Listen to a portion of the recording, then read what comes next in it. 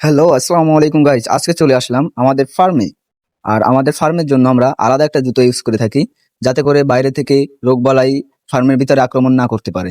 আর এখানে আমাদের ফার্মে কোয়েলের বাচ্চা ব্রুডিং চলছে। আজকে বয়স প্রায় 15 দিনের কাছাকাছি। আর তার ভিতরে কিছু কিং কোয়েলের বাচ্চাও আছে, একই বয়সী। সেগুলো একটু সাইজে ছোট, কারণ কিং কোয়েল তো একটু ছোট হয় সাইজে। আর এদের তলে আমরা তুষটা ব্যবহার করি, যার কারণে দেখা যাচ্ছে যে ঠান্ডা যাতে না লাগে, তা বাদে হচ্ছে গিয়া ময়লা যাতে গায়ে না লাগে।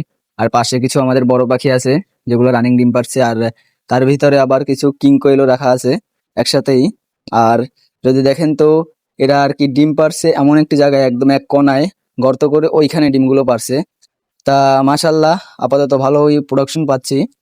আর আল্লাহ দিলে পাখিগুলো এখনো সুস্থ সবল আছে।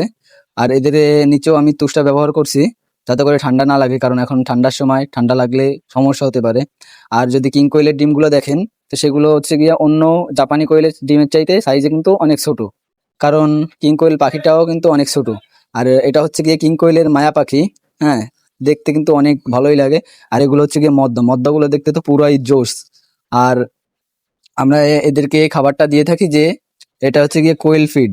আর খাবারটাও অনেক ভালো, যেটা খাওয়াইলে দেখা যাচ্ছে যে আমরা ডিমের প্রোডাকশনও ভালো পাচ্ছি, আর ওজনটাও অনেক ভালো আসতেছে। আর পাশাপাশি দেখি যে আবার পানির পত্রে পানি নেই।